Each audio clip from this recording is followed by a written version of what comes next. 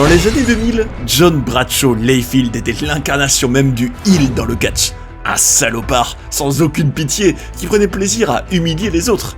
Mais apparemment, sa personnalité ne serait pas bien différente dans la vraie vie. Alors, on se pose la question, qui est vraiment JBL ?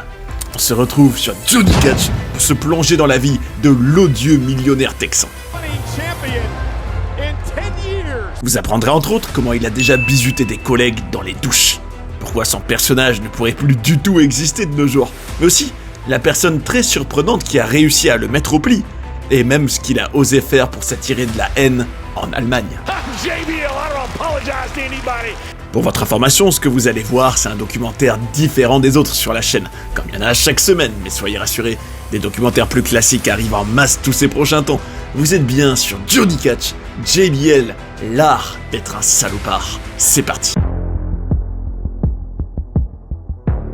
Avant de s'intéresser à ces fameuses histoires qui ont fait de JBL un des salopards les plus réputés dans le catch, du moins à en croire certains, faut d'abord s'intéresser à sa carrière et comment il a réussi à devenir un des meilleurs heels des années 2000. Alors sachez qu'en réalité, c'est tout un parcours qui a commencé très tôt. Sachez que après 3 ans et demi sur le circuit indépendant, il signait déjà à la WWE à la fin de l'année 1995. Alors rendez-vous compte qu'au moment où par exemple il sera champion WWE vers 2004-2005, ça faisait déjà 10 ans qu'il était dans la compagnie.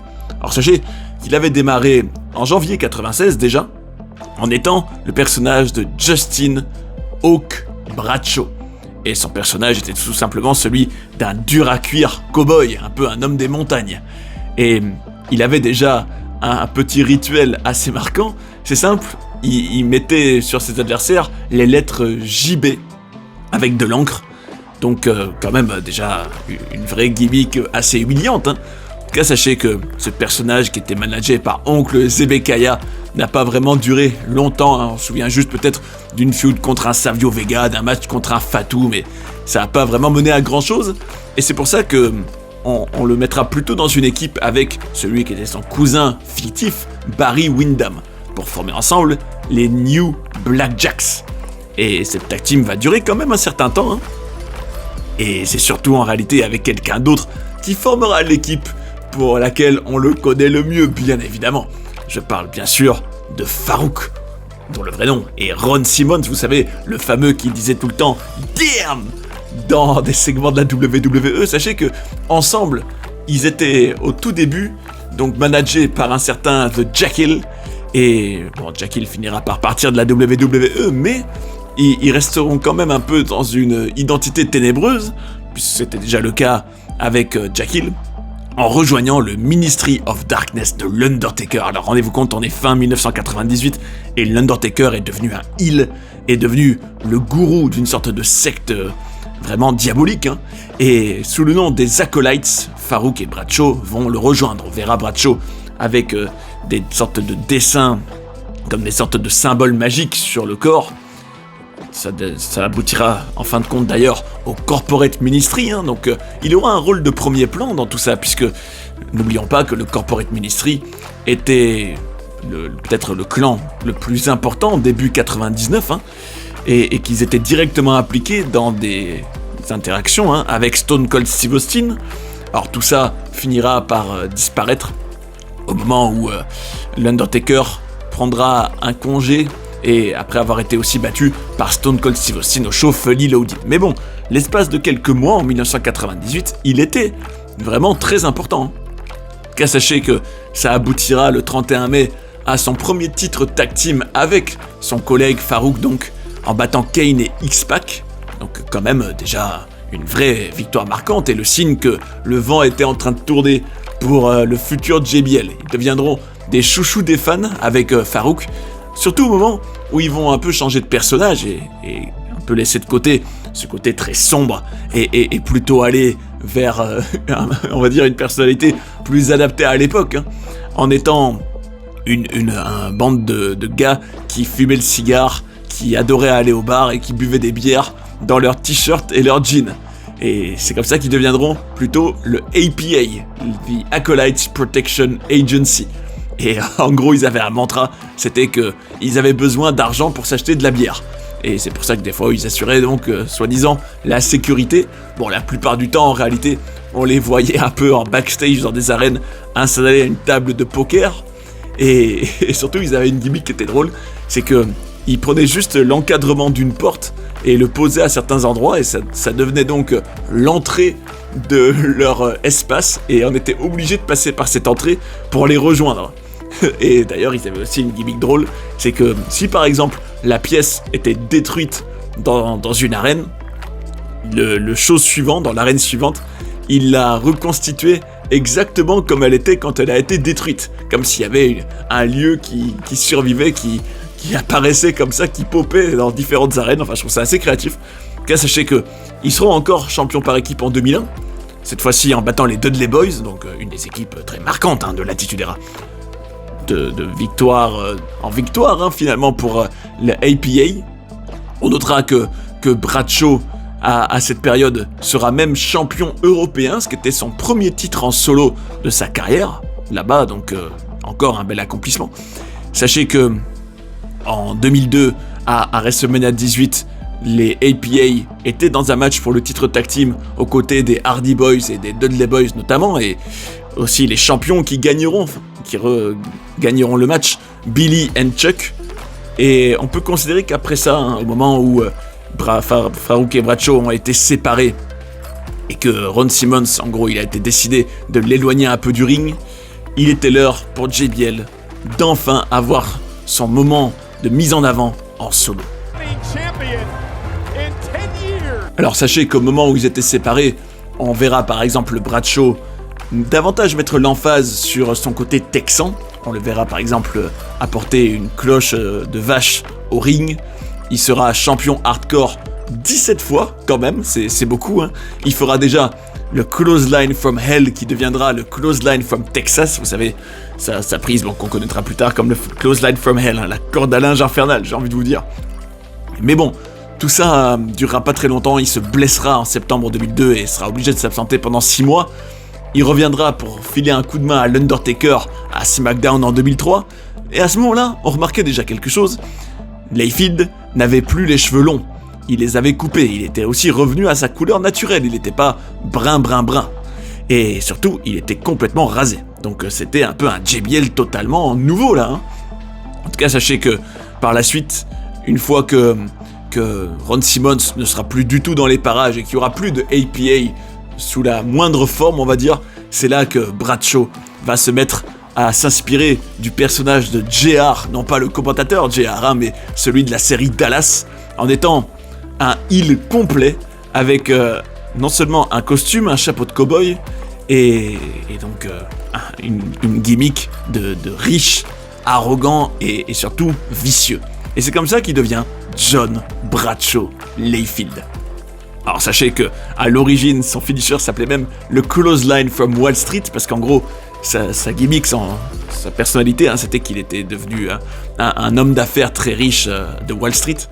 Et sachez qu'on le verra, et c'est pour ça que ça c'est quelque chose qui ne passerait plus du tout, des années plus tard. On le voyait faire une promo à la frontière mexicaine, où il chassait des immigrés clandestins, et tout ça lui réussira.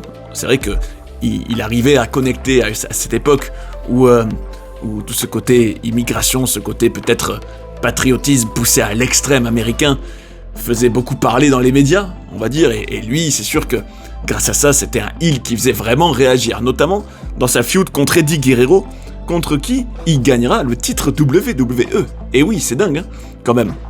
En tout cas, ils auront une vraie rivalité, et donc il le battra dans le Texas Bullrope Match au Great American Bash d'une manière controversée en réalité, puisqu'il avait touché le 4e coin avec son épaule avant Eddie Guerrero, donc c'était pas non plus de manière vraiment incontestable, mais bon, c'est ce qui caractérisera le règne de JBL. À ce moment-là, il est champion WWE, rendez-vous compte à quel point ce nouveau personnage lui a vraiment bien réussi.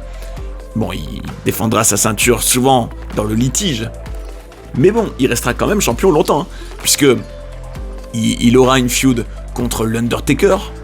Sachez aussi que il passera aussi du temps à enrichir son staff d'une certaine manière. Il engagera un certain Orlando Jordan pour être son Chief of Staff. Il fera aussi venir Dog et Danny Basham, qui seront ses co-secrétaires de la défense. Et il y aura aussi la Amy Weber, qui était sa consultante image, bon, qui durera pas très longtemps, hein, mais rendez-vous compte que tout ce petit monde-là, ça formait ce qu'on a appelé le cabinet de JBL. C'était tout simplement donc un peu que pour l'homme d'affaires et peut-être la figure publique qu'il était, ses différents esclaves pour faire tout ce dont il avait besoin, hein, en réalité. En tout cas, sachez que ça a duré un beau moment. Au Royal Rumble, par exemple, on le verra gagner un triple threat contre Kurt Angle et le Big Show. Et tout ça amènera même à un match contre le Big Show à No Way Out. Un Barbed Wire Steel Cage match, le premier de l'histoire de la WWE, qu'il a gagné. Et en fin de compte, il sera surtout là pour perdre et mettre en avant donc John Cena à WrestleMania 21. Mais bon, il n'en demeure pas moins vrai que JBL avait eu un règne de 9 mois, ce qui est devenu le plus long règne de champion WWE depuis 10 ans, hein, à ce moment-là, pour un règne donc de 280 jours. Il marquait l'histoire de SmackDown aussi. Hein. Alors par la suite, on le verra encore un peu continuer sa feud contre Cena, notamment un I Quit match à Judgment Day, et il était de toute façon un des adversaires iconiques de John Cena dans les années 2000. Hein. Alors c'est vrai que là, l'âge d'or, hein, de JBL était passé à l'écran. Il sera quand même, on va dire, mis en avant le jour où au show One Night Stand, vous savez, cette coopération, on va dire, entre le CW et la WWE, ou plutôt la WWE qui fait renaître de ses cendres le CW. Ce jour-là, à One Night Stand, il avait frappé le Blue Mini pour de vrai, qui était un personnage de l'ECW. Ça mènera à la WWE qui capitalisera sur cette situation pour re-signer le Blue Mini et créer un peu sa vengeance, avec l'aide quand même de Batista. Sachez que alors JBL battra Chris Benoit pour le titre des États-Unis à WrestleMania 22. Ils auront une rivalité. Il en aura aussi une plus tard où il aura l'occasion d'exprimer tout son racisme anti-mexicain contre Rey Mysterio. Et surtout, à partir de là, il va de moins en moins catcher. Il va avoir un rôle de commentateur pendant toute une période du côté de SmackDown. Et alors, à la surprise générale, on le reverra catcher à partir de fin 2007 quand pendant un match entre Randy Orton et Chris Jericho à Armageddon, il intervenait pour se venger de Jericho qui l'avait poussé. Bref, à partir de là, il aura cette rivalité contre Jericho et il sera un acteur marquant de l'année 2008, hein, où il brillera notamment en tant que salopard, vraiment diabolique parfois, dans la storyline autour du fils illégitime de Mr. McMahon, Hornswoggle. Ça mènera à un JBL contre Finlay d'ailleurs à WrestleMania 24. D'ailleurs, à cette occasion, il avait aussi intronisé dans le Hall of Fame les Briscoe Brothers. En tout cas, il participera à un match à Backlash, un Fatal 4-Way contre Randy Orton, John Cena et Triple H. Il aura un match que j'adore personnellement, un New York City Parking Lot Brawl contre John Cena au Great American Bash, où il y avait des voitures, c'était incroyable. Et il sera même le tout premier adversaire du règne de champion poids lourd de CM Punk. Après ça, il sera notamment réputé pour cet angle où Shawn Michaels devenait son employé parce que HBK, à cause de la crise financière à l'écran, n'avait plus du tout d'économie et pour, on va dire, sauver sa famille financièrement, il acceptait d'être l'homme à tout faire de JBL donc, mais tout ça durera jusqu'à la route vers WrestleMania 25 où Shawn Michaels gagnera sa liberté. Après ça, JBL aura le titre intercontinental pour un mois avant de le perdre à WrestleMania 25 contre Rey Mysterio. Et ce jour-là, donc pour un dernier WrestleMania au Texas sur ses terres, il perdra une dernière fois et annoncera officiellement sa retraite. C'est là qu'il deviendra pour de bons commentateurs, qu'il apparaîtra par-ci par-là, mais jamais dans le ring, en tout cas jamais actif dans le ring. Donc une longue carrière, hein, et malgré tout, beaucoup d'histoires sous-jacentes à tout ça qui ont beaucoup terni son image. Alors, qui est vraiment JBL en réalité au-delà de son personnage dans le ring ? Réponse dans le chapitre 2. Quand on s'intéresse à la vraie vie de JBL, déjà, faut noter que son vrai nom c'est John Charles Layfield, donc JCL en réalité, né le 29 novembre 1966.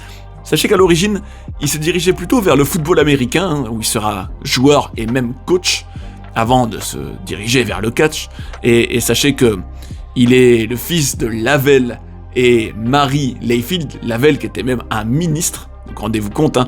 D'ailleurs quand on sait que Layfield a fait des apparitions régulièrement sur la chaîne Fox News Channel le week-end pour leur show sur le business Cash In, on se dit que, en fin de compte, quand il est devenu l'homme d'affaires texan salopard et qui était prêt à tout pour son argent, on se dit qu'il était finalement pas si loin de comment il était dans la vraie vie, puisqu'il est véritablement un homme d'affaires. Sa marque, par exemple, Layfield Energy, il y a lancé une boisson qui s'appelle Mama Juana Energy, qui est même devenu le sponsor et l'annonceur principal de l'Ohio Valley Wrestling. Enfin bref, ce qui est surtout le plus sulfureux autour de JBL, c'est sa réputation d'être un tyran, d'être quelqu'un qui maltraitait les autres en coulisses pendant des années. À la WWE par exemple, The Miz, vous savez, celui qui sera plus tard champion WWE et un excellent heel, avait raconté déjà que quand il était arrivé à la WWE, lui venant du monde de la télé-réalité à l'origine, a été la victime du bizutage de JBL qui le traitait mal, qui n'autorisait pas The Miz dans les vestiaires. Et il a aussi fait ça avec d'autres personnes. Par exemple, l'annonceur Justin Roberts a raconté que JBL, alors sans pour autant l'agresser physiquement, l'harcelait et le mettait à mal, en tout cas le mettait au bout du rouleau. Par exemple, en lui volant son passeport, ce qui avait créé des complications pour Justin Roberts, et en lui disant régulièrement de se tuer. Donc un JBL qui avait quand même pas vraiment de limite. D'ailleurs, il a fait pareil avec le commentateur Joey Styles, qui est quand même bien plus petit de taille que JBL et qui n'est pas vraiment un dur à cuire, en tout cas niveau réputation. Et pour autant, au moment d'une tournée en Irak de la WWE, sachez que JBL avait pris pour cible Joey Styles dans son bullying, et alors que il s'amusait à l'insulter, à on va dire le maltraiter physiquement. Sachez que Styles avait répondu au moment où JBL jetait même intentionnellement de l'alcool sur lui. Il l'avait répondu en lui mettant une droite en plein visage, ce qui avait fait tomber JBL par terre. Et a priori, après ça, JBL l'a laissé tranquille. Donc un JBL qui s'en prend au plus faible, mais qui parfois se fait avoir. Tout comme c'est arrivé avec Steve Blackman, un de ses collègues catcheurs dans les années 90, quand JBL l'embêtait à lui aussi, et c'était tout simplement pris encore une fois une droite en pleine tête, ce qui l'avait fait arrêter. Donc dès qu'on montre du répondant à JBL, il vous laisse tranquille. Sachez qu'il avait aussi l'habitude, selon Edge, d'aller voir les nouveaux catcheurs quand ils étaient dans les douches, et pour les prendre par surprise, il leur passait du savon sur leur corps. Donc quelque chose qui en a traumatisé certains. En tout cas, Edge, lui, avait répondu à cette blague en faisant la même chose à JBL, donc dans les rôles inversés. En tout cas, sachez que ça fait aussi partie de ce qui était un peu le quotidien des catcheurs pendant des années, au moment où le tribunal des catcheurs existait et où JBL avait un rôle important, puisque avec l'Undertaker, qui était le leader du vestiaire et un peu le juge, Ron Simmons et quelques autres, il menait donc ce tribunal qui gérait toutes les affaires internes entre catcheurs. Et selon certains, c'était surtout un prétexte pour qu'on leur paye des bières, pour harceler et victimiser les nouveaux arrivants. Et c'est vrai que ça a largement contribué à la mauvaise réputation de JBL. D'ailleurs, sachez que quelque chose de très amusant à son sujet, c'est qu'il est peut-être à l'origine de la création d'un des angles les plus, on va dire, connus pour les mauvaises raisons de l'Attitude Era, le Brawl for All. Alors si vous connaissez pas le Brawl for All, vous devez savoir que c'était un tournoi où soi-disant c'était des vraies bagarres entre catcheurs dans le ring pour déterminer qui était le plus gros vrai dur à cuire. Sachez qu'a priori, Vince Russo, le scénariste à l'époque, avait eu cette idée au moment où il entendait JBL se vanter dans les vestiaires d'être en gros le plus gros dur à cuire dans les coulisses de la WWE. Et au final, dans le round final de ce tournoi, il se prendra un KO de la part de Bart Gunn, Bradshaw. En tout cas, sachez qu'un beau jour, dans un show à Munich en Allemagne en juin 2004, pour s'attirer de la haine de la part des fans, il n'a pas hésité à faire plusieurs saluts nazis. Alors rendez-vous compte que ça a fait énormément polémique, mais à l'époque il l'a justifié en disant qu'il est un salopard à l'écran et que il était là pour pour énerver les fans et qui savait très bien ce que ça voulait dire, qu'il avait très bien connaissance de la lourde histoire autour de la Shoah et du nazisme, etc. Mais que, en tout cas, lui, il reculait devant rien pour se faire détester pour son personnage. En tout cas, sachez qu'il a aussi eu un rôle, alors, assez secondaire dans le fameux Plane Ride from Hell, vous savez, ce vol au-dessus de l'océan Atlantique en 2002, très controversé, où des catcheurs étaient uniquement entre eux pendant le vol et avaient de l'alcool à gogo, de la drogue à gogo, il y avait eu des agressions sexuelles. Sachez que lui, au moment où il était endormi, il s'était fait agresser par l'officiel Michael Hayes, qui finira par se prendre un gros KO de la part de JBL. Et c'était, pour le coup, a priori, assez mérité. En tout cas, dans la vie privée, Layfield a été marié 2 fois. Hein. Il a épousé sa seconde femme, Meredith Whitney, en février 2005. Sa première, c'était Cindy Womack, en juin 1994. Et tout ce long parcours, y compris ses casseroles en coulisses, ne l'empêcheront pas d'entrer dans le Hall of Fame de la WWE, dans la classe de 2020.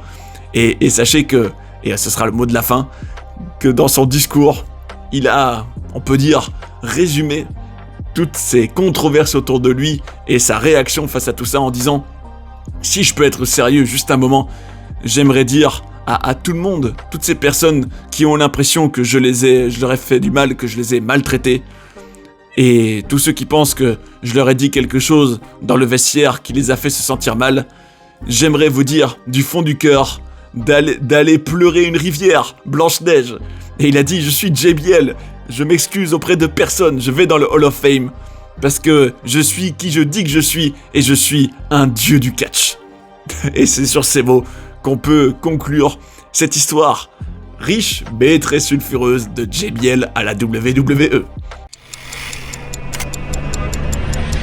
C'est ainsi que se termine notre documentaire sur JBL. Comme on a pu le voir, il a réussi à devenir un des meilleurs personnages de heel dans les années 2000 à la WWE, et était même détesté de beaucoup à cause de son comportement dans la vraie vie. Et j'ai un débat pour vous. Est-ce qu'à vos yeux, JBL est le heel le plus sous-estimé de l'histoire du catch ? Venez en parler dans les commentaires. Je me demande ce que vous en pensez. En tout cas, vous le savez, on se retrouve chaque semaine pour un documentaire concept sur une superstar actuelle, ou pas. Alors, dites-moi sur qui vous avez envie de voir un documentaire prochainement. Ce sera intéressant de voir qui suscite votre intérêt en ce moment, et de partager nos ressentis, parce que c'est le catch comme on l'aime. D'ailleurs, si vous voulez en savoir plus sur des personnages controversés comme Hulk Hogan, le documentaire devrait vous intéresser. Et sinon, cliquez ici pour apprendre tous les secrets bien gardés de la WWE. J'espère que vous avez aimé cette vidéo et je vous invite à rester sur Johnny Catch pour en voir d'autres. A tout de suite. Well, let me tell you something, brother.